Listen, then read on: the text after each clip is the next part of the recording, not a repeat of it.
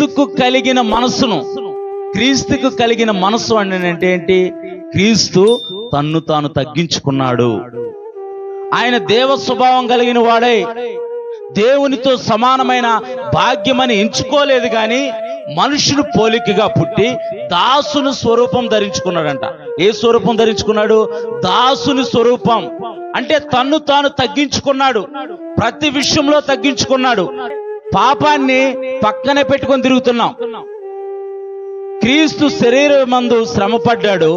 అట్టి మనసును ఆయుధంగా మనం ధరించుకోవాలని దేవుని యొక్క వాక్యం చెబుతుంటే, పాపంతో జోలి అంటే పాపాన్ని జోలిలాగా మనం ధరించుకోకూడదు.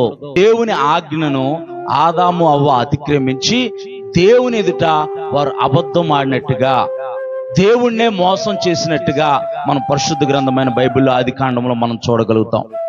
ఆదాము ఏం చేశాడంట? దేవుని ఎదుట నిలబడినప్పుడు రొమ్ములో పాపాన్ని దాచుకున్నాడంట.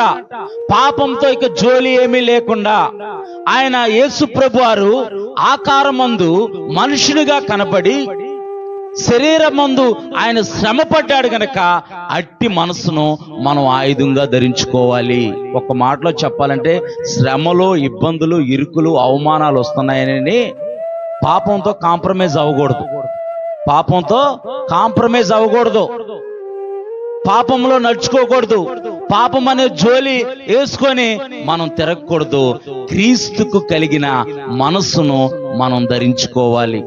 ఎప్పుడైతే క్రీస్తుకు కలిగిన మనస్సును మనం ధరించుకుంటామో, ఆయన నా కొరకే తన ప్రాణాన్ని త్యాగం చేశాడు. ఆయన నా కొరకే తన పరిశుద్ధమైన రక్తాన్ని చిందించాడు. ఆయన ఈ భూలోకానికి రాకపోయి ఉంటే నాకు రక్షణ లేదు, నాకు నిత్యజీవం లేదు అని మనం ఎప్పుడైతే ఆలోచిస్తామో, ఆయన మనస్సును మనం ధరించుకొని ఆయన మనస్సులకు అనుగుణంగా మనం నడుచుకుంటాం. క్రీస్తు శరీరమందు శ్రమపడిన గనక మీరును అట్టి మనస్సును ఆయుధంగా ధరించుకునుడి.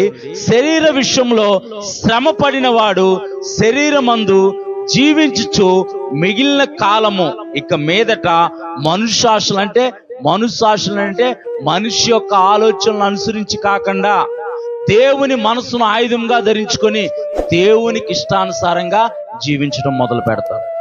దేవుని యొక్క వాక్యాన్ని అనుసరించి నడుచుకుంటాడు. దేవునికి అనుగుణంగా తను జీవిస్తాడు. దేవుణ్ణి బాధ పెట్టేవాడుగా తను జీవించడు. అట్టి మనస్సు, క్రీస్తుకు కలిగిన మనస్సును మనం ధరించుకోవాలి. దేవుని నామానికి మహిమ కలుగును గాక.